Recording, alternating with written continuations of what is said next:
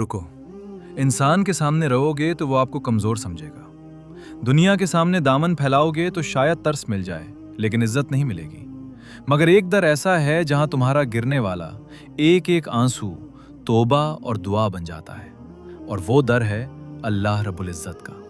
जब दर्द हद से बढ़ जाए, जब रास्ता नजर ना आए और जब दिल का बोझ संभाले ना संभले, तो किसी बंदे के पास जाने के बजाय सजदे में गिर जाओ। अल्लाह से कहो कि या रब, मैं थक गया हूं, मैं हार रहा हूं, मुझे संभाल ले। याद रखो, जब एक बंदा रोकर अल्लाह को अपना दर्द बताता है तो अर्श इलाही पर उसकी पुकार को जबरदस्त अहमियत मिलती है। इंसान तो सुनकर ऊब जाता है, लेकिन अल्लाह अपने बंदे की सिसकियों को सुनकर फरमाता है, मैं तेरे करीब हूं, मैं तेरी रगे जान से भी ज्यादा करीब हूं। आपके वो आंसू जो रात की तन्हाई में तकिए पर गिरते हैं और जिन्हें कोई नहीं देखता, वो अल्लाह के हां रायगा नहीं जाते।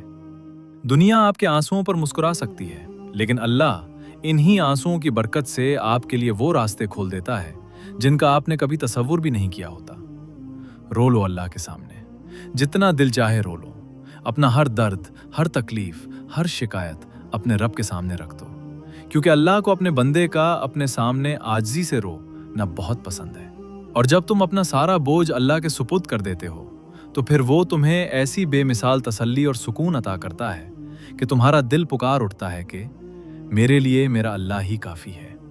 अगर आज आप किसी मुश्किल से गुजर रहे हैं तो मायूस मत हो, अपने रब पर पूरा यकीन रखें, क्योंकि जिसका भरोसा अल्लाह पर हो उसे दुनिया की कोई ताकत तोड़ नहीं सकती, क्योंकि अल्लाह आपसे बहुत मोहब्बत करता है।